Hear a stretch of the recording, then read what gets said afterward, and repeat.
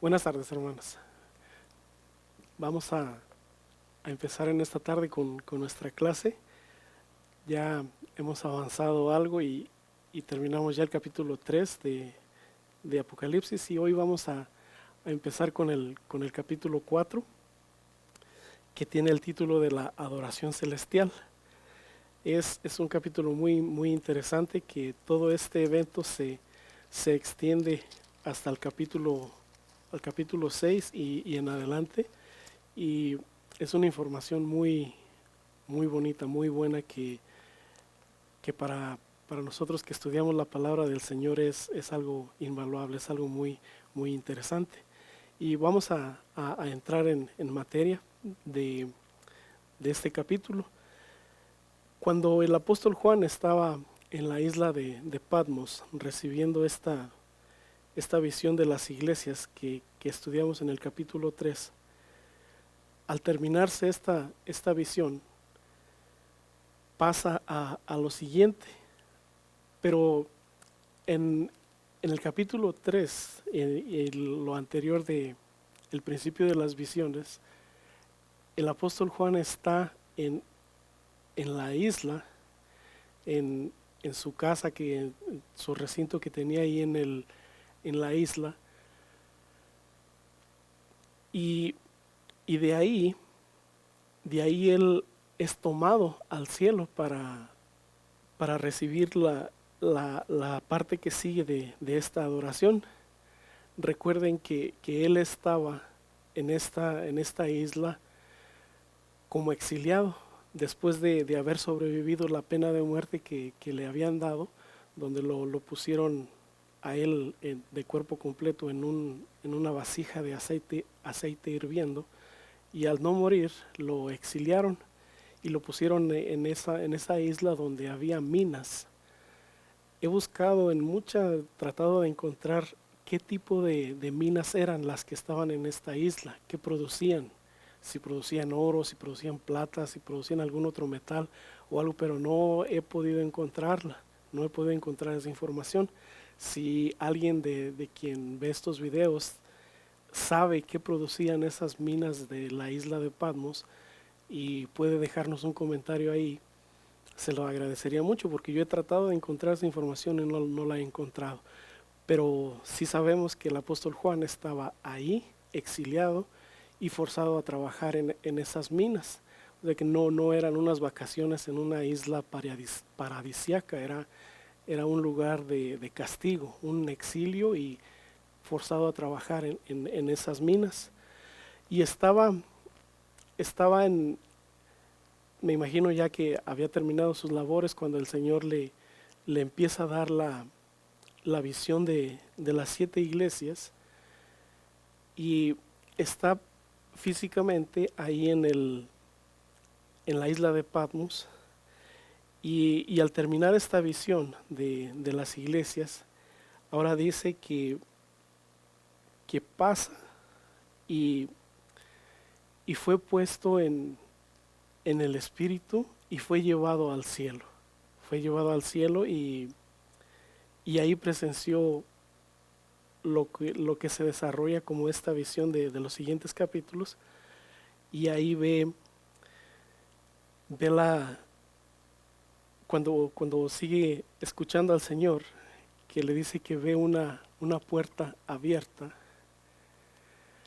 Esto es lo que algunos de los artistas han imaginado cuando Juan se refiere a que vio una puerta abierta en el cielo, y, y él avanza en esos escalones y sube a esa puerta que, lo, que le dicen: sube acá. Voy a darle lectura a estos versículos que dice: después de esto miré, y he aquí una puerta abierta en el cielo, y la primera voz que oí, como de trompeta, hablando conmigo, dijo: sube acá y te mostraré las cosas que sucederán después de estas. Al ver la puerta, dice que escucha esta voz como de trompeta. Al referirse como de trompeta, es una referencia que es una voz muy fuerte y muy clara, la que le está hablando. Entonces ya él está, está ahora ya en el espíritu y, y cuando ya pasa el umbral de esa puerta y va a esa voz que él escucha, él sigue avanzando a ello y lo siguiente que ve es un trono ya que está en el cielo, un trono que está establecido en el cielo. Es parte ya de este versículo 2 que dice, y al instante yo estaba en el espíritu, y he aquí un trono establecido en el cielo, y en el trono uno sentado. Entonces, la visión que Juan tiene de este trono nos recuerda algunos escritos del Antiguo Testamento que nos relatan que algunos de los profetas del Antiguo Testamento habían también tenido ya este tipo de visión. Hay, hay 4 visiones del trono de Dios. En el libro de Ezequiel hay 2. La primera es en el capítulo del 1 al 2 y después en el capítulo 10.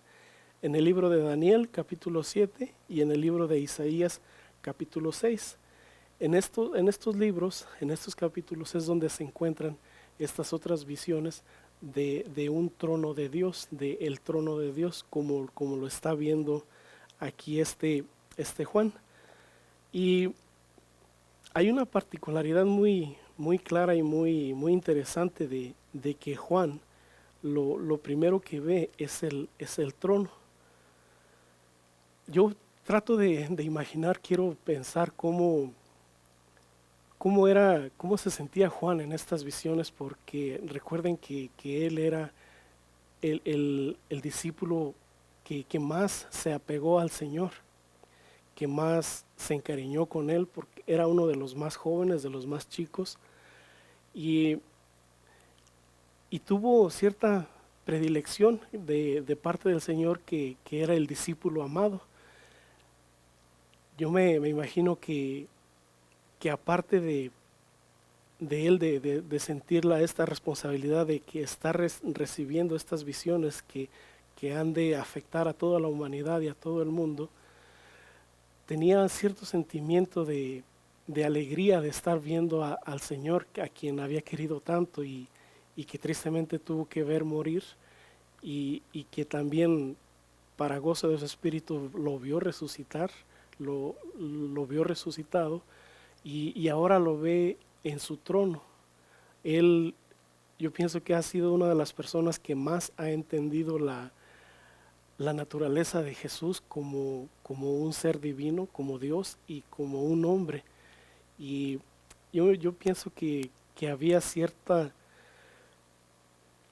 que había mucha alegría de Juan de estar tan contento de poder ver a este ser con quien él se había encariñado tanto en su gloria. Ya no lo veía con sangre en su rostro, con su cuerpo amoratado y mayugado por los golpes, sino que ya había pasado todo eso y lo estaba viendo como él era, como antes de tomar esa figura humana, ese cuerpo humano.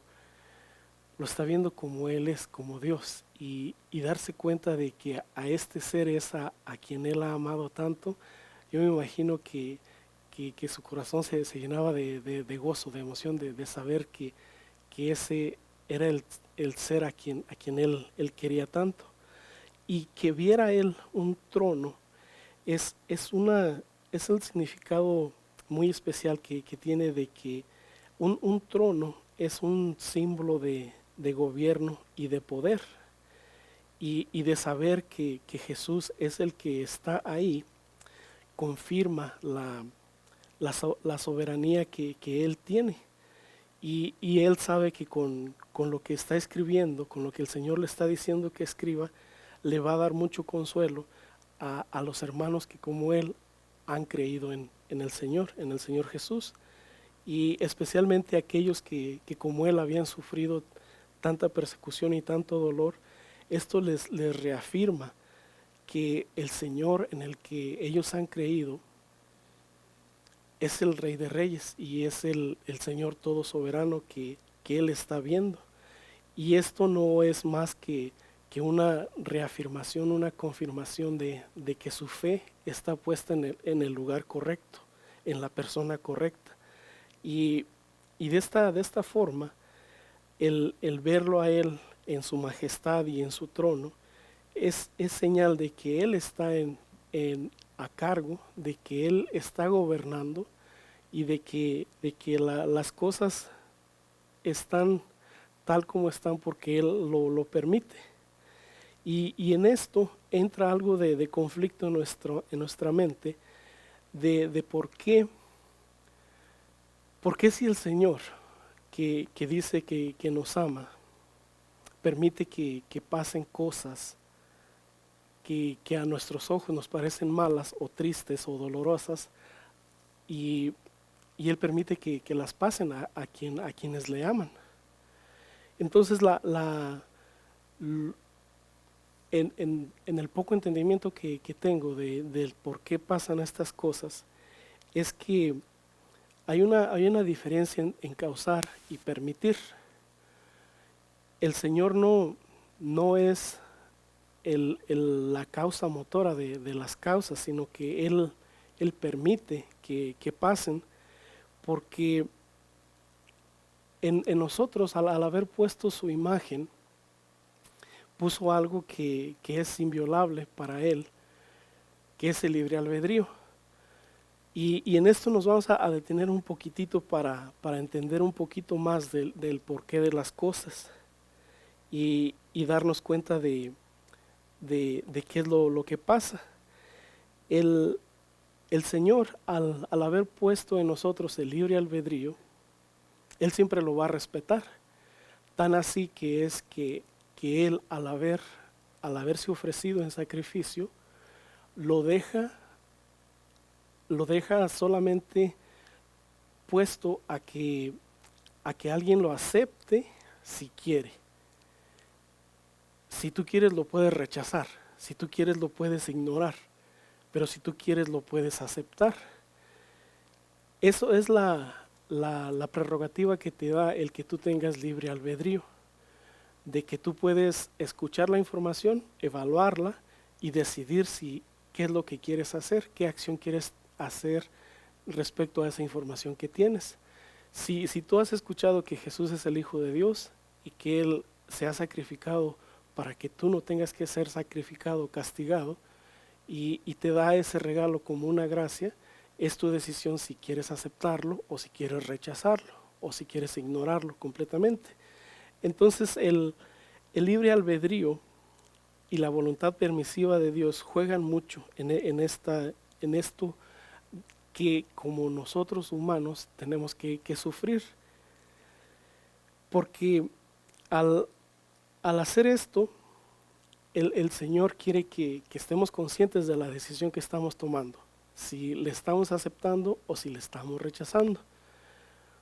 En cualquier caso, el Señor nos va a juzgar respecto a la decisión que tomemos, si lo aceptamos o si lo rechazamos. Y esto se aplica prácticamente en todo.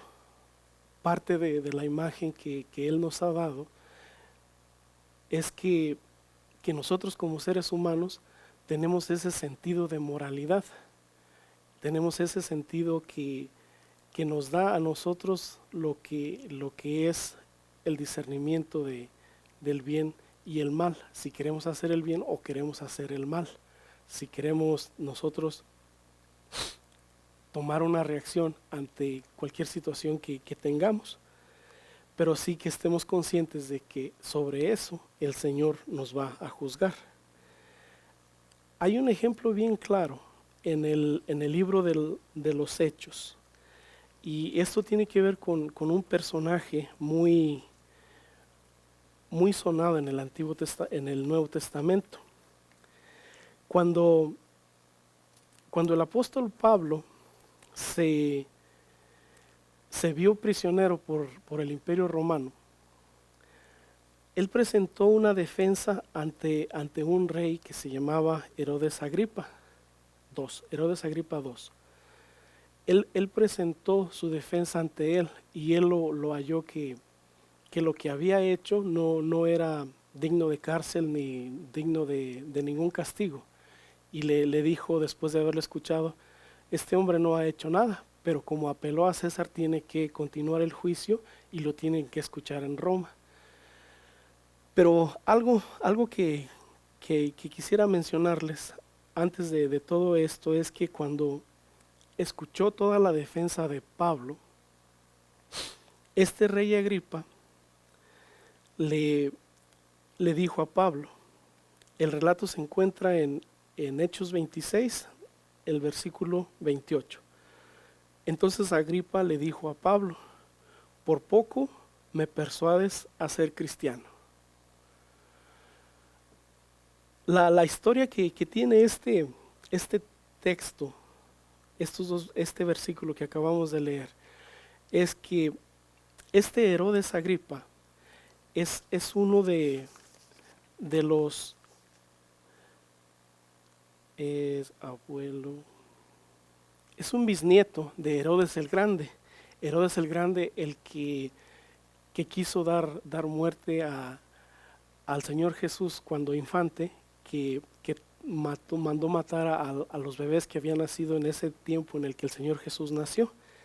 Ese era su tatarabuelo, ojalá que esté bien en la palabra Era Herodes el Grande, tuvo un hijo que se llamaba Aristóbulo, y Aristóbulo tuvo a un hijo que se llamaba Marco Julio Agripa Herodes I. Y todos estos reyes tuvieron mucha influencia del pueblo judío. Este Herodes, Marco Julio Agripa Herodes I, también tiene un papel que se menciona en el libro de los Hechos 12, del 21 al 23. Este rey es el rey que expiró comido de gusanos, porque cuando él hizo un banquete al que invitó a muchos gobernadores y personas de mucha influencia política y militar, y hizo un banquete espléndido, y dicen que ya cuando todos los comensales estaban esperándolo, que él hizo una entrada al lugar donde estaban y llevaba vestido una túnica hecha de hilo de plata. Y dicen que cuando el sol le dio, que estaba saliendo el sol y le dio, la plata brillaba mucho y era un resplandor muy fuerte, muy brillante. Y todos sus invitados se sorprendieron de tanta elegancia. Y para congraciarse con él, lo adulaban mucho y le decían, si antes te habíamos honrado como hombre, hoy te vamos a honrar como Dios, porque tu voz es como la de un Dios. Y dice el versículo, dice que es voz de hombre y no de Dios. Es el versículo 12, capítulo 12, versículo 21. Dice, y un día señalado, Herodes, vestido de ropas reales, se sentó en el tribunal y les arengó. Y el pueblo clamaba gritando, voz de Dios y no de hombre. Al momento, el ángel del Señor le hirió, por cuanto no dio la gloria a Dios, y expiró comido de gusanos. Entonces, el punto al que quiero llegar, hermanos, es que de todas las decisiones que nosotros tomamos, como en este caso Herodes, que bien sabía él que él era un ser humano, y al sentirse adulado de esa manera, quiso sentir esa gloria, quiso disfrutar esa gloria, y no los corrigió, no les dijo, ustedes saben que yo soy tan humano como ustedes, no tienen que juzgarme de esa manera, no soy un Dios, soy un hombre. no les dijo eso, sino que él tomó la gloria. Él se sintió que sí realmente merecía ese título. Y dice que Dios lo castigó, Dios lo hirió. El historiador Josefo nos dice que cuando él sintió, al estar en la fiesta, sintió de repente un dolor fuertísimo en las entrañas y tuvo que ser retirado a su recámara. Y ahí le tomó 5 días en agonía, le tomó 5 días para morir. Y aquí en este texto nos da la impresión de que en el momento cayó y fue comido por gusanos, pero el historiador Josefo nos dice que en su aposento, en su recámara, estuvo en agonía 5 días y los gusanos que tenían en su vientre se lo estaban comiendo de adentro para afuera. Y, y así murió, de esa forma fue como él murió. Entonces aquí entra el papel que he estado tratando de explicarles, de que de todas las decisiones que nosotros tomemos, sobre todo eso el Señor nos va a juzgar, sobre todo eso el Señor está al pendiente y Él sabe de todo esto y nos va a juzgar a todos.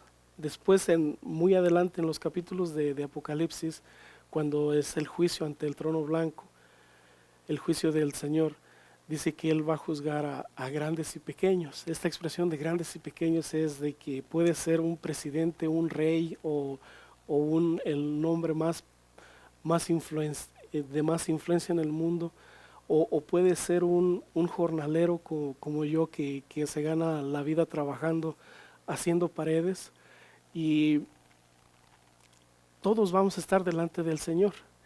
Y esto es lo que me interesa que entendamos, de que hay muchas cosas que pasan que no necesariamente Dios es el que las está causando, sino que Él permite que las personas que están en autoridad y en poder tomen la decisión también de poder agradar o servir a Dios, o de poder rechazarle y perseguirlo.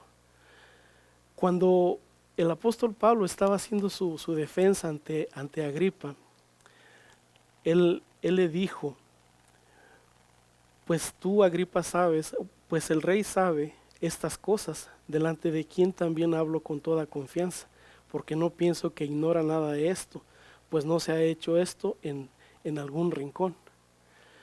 Él, como el rey en función, el rey en cargo, sabía la historia de su bisabuelo, de Herodes el Grande, el que quiso matar a los bebés.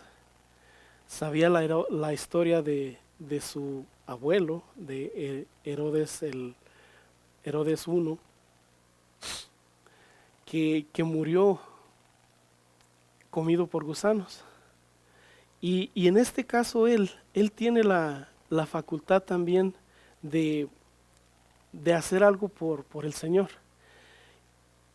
Y lo que él le dice nada más es: casi me persuades a ser cristiano, casi me convences, casi estaba así de convertirme en cristiano.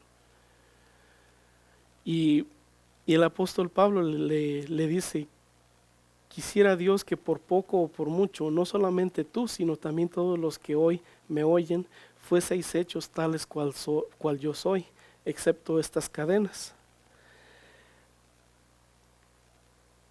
Todas las personas, militares, políticos, reyes, jornaleros, amas de casa, o todos, vamos a estar en un punto en el que tenemos que decidir si hacemos lo bueno o lo malo. Pero lo que el Señor quiere que entendamos es que sobre esa decisión que nosotros tomemos, Él nos va a juzgar. Y sobre eso es lo que va a venir. Y de esta forma es como puedo entender el por qué hay muchas cosas que pasan, muchas cosas que aparentemente nosotros decimos que son cosas malas que nos pasan a nosotros, pero en realidad son cosas que como hombres nos son infligidas, no precisamente sea que Dios está haciendo eso, sino que Él permite que esa persona tome esa decisión, si hacer algo que le va a agradar a Dios o hacer algo que lo va a, a rechazar a Dios. Entonces, de esta manera, hermanos, quiero que avancemos y, y que continuemos con este versículo que ahora sigue. Y vamos a ver la imagen de, esta es la imagen del trono del Señor. Y en el versículo 3 se menciona, dice, y el aspecto del que estaba sentado era semejante a piedra de jaspe y de cornalina, y había alrededor del trono un arco iris, semejante en aspecto a la esmeralda. El trono que ve el apóstol Juan y la figura que ve sentada en él, el que está en el trono, la silueta humana, dice que tenía este color que ven en la imagen, es el jaspe y cornalina. Del jaspe se dice que hay jaspe blanco, jaspe rojo y algunas otras variaciones del color de la piedra de jaspe, pero en este caso donde se menciona la cornalina tiene esta tonalidad roja. Entonces, imaginen el trono como se menciona aquí, como se representa aquí, que está ese trono del Señor y la silueta de Él, como de su cuerpo humano, en este color. Es una visión que él tiene majestuosa de ver al Señor ahí sentado. No se da una descripción exacta de toda su fisionomía, de sus ojos, de su cara, si tiene barba o no, pero no, solamente se dice que es como una silueta, una figura, y que tiene este color, lo que a mí me parece muy, muy importante. Y el arco iris que se menciona, que está alrededor del trono, es el arco iris que el Señor menciona en el Antiguo Testamento, que es como un pacto de que la tierra no va a ser destruida por agua una vez más. La vez que va a ser destruida, la vez que viene que va a ser destruida por fuego. Eso nos lo dice el apóstol Pedro en la segunda epístola de Pedro, capítulo 3, del 10 al 13. Y ahí es donde se nos dice que la próxima vez que el Señor venga, después de que Él venga y haga su juicio y todas las cosas van a ser quemadas en fuego. Es algo que también pueden consultar en su tiempo de devoción con el Señor. Segunda de Pedro 3, del 10 al 13. Lo que el arco iris representa en esta visión, cerca del trono, es la misericordia y la gracia de Dios. Y nos menciona algo más. Nos menciona algo más que están en el trono del Señor, que hay 24 ancianos. Vamos a leer en el versículo 4. Dice, alrededor del trono había 24 tronos, y vi sentados en los tronos a 24 ancianos, vestidos de ropas blancas, con coronas de oro en sus cabezas. Estos 24 ancianos representan la gente o el pueblo redimido por Dios. Son 12 patriarcas del Antiguo Testamento que hicieron todo el pueblo hebreo de las 12 tribus, y son 12 apóstoles que iniciaron toda la iglesia del Señor Jesús en el Nuevo Testamento. Entonces, esta es una representación, una figura de todo el pueblo redimido por Dios. Y se menciona redimido, que abarca el Antiguo Testamento, porque el sacrificio del Señor ayuda o salva también a las personas que estaban antes de Él o antes de su sacrificio, perdón.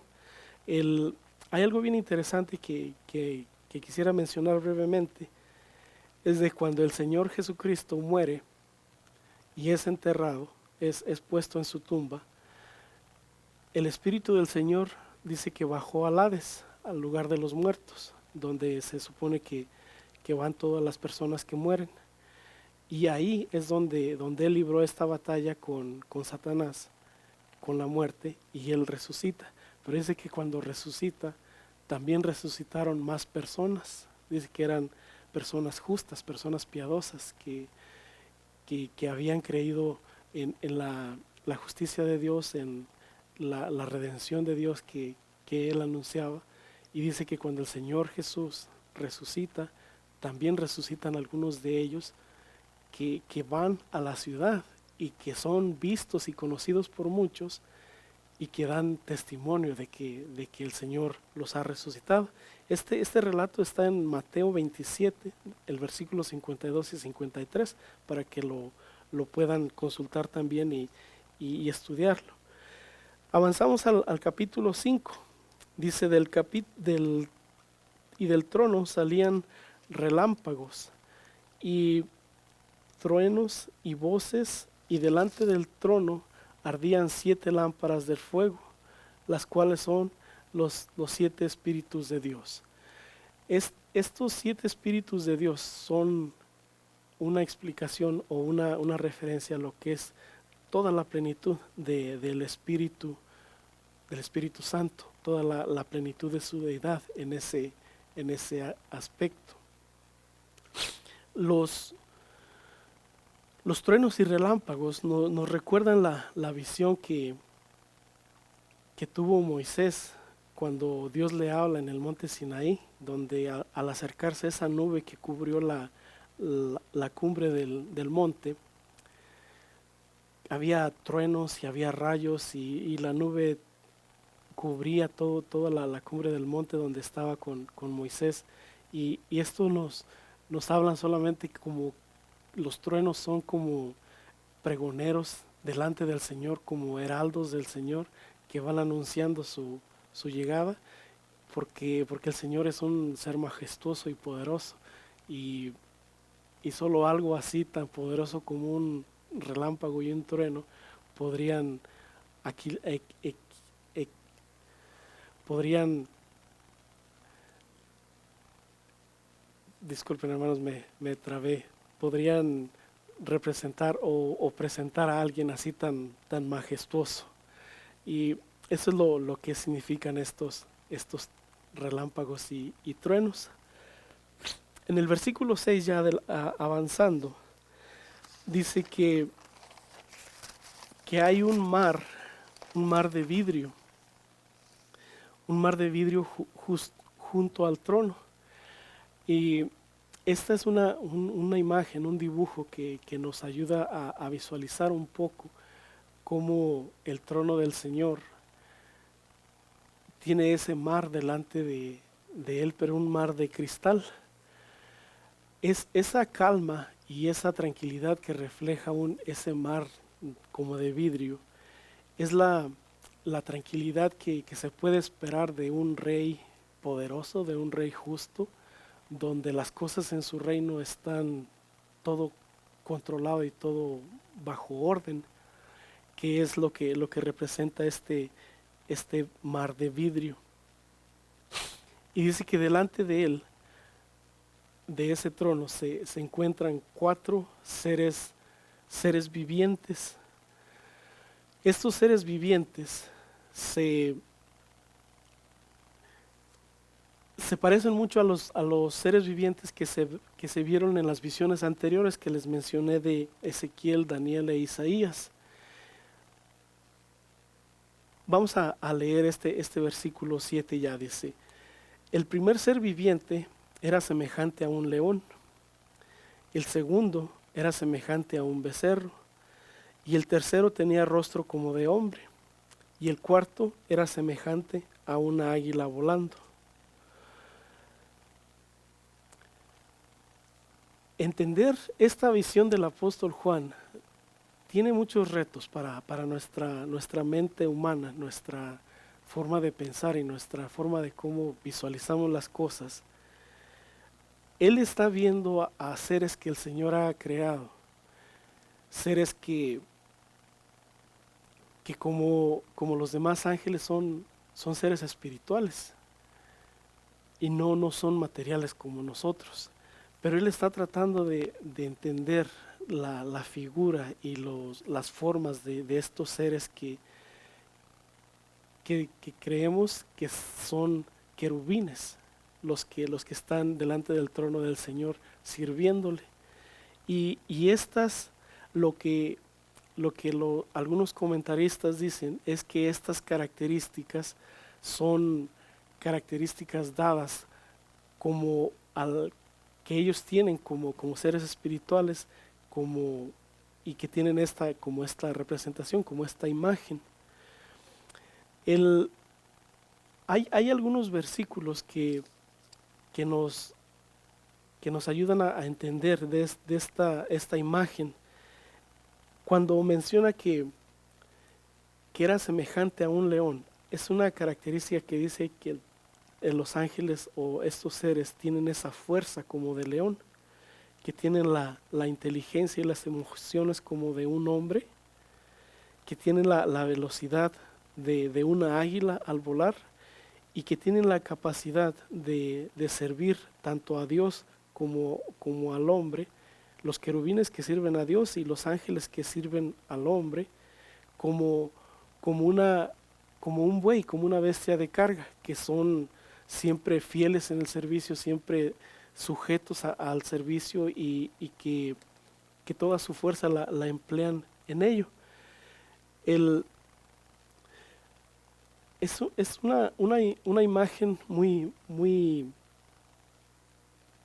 impactante. Yo pienso que es la palabra más adecuada de tratar de entender cómo el apóstol Juan nos está tratando de ayudar a entender esta visión. Dice, los 4 seres vivientes tenían cada uno 6 alas y alrededor y por dentro estaban llenos de ojos. No cesaban de día y de noche de decir, Santo, Santo, Santo es el Señor Todopoderoso, el que era, el que es y el que ha de venir.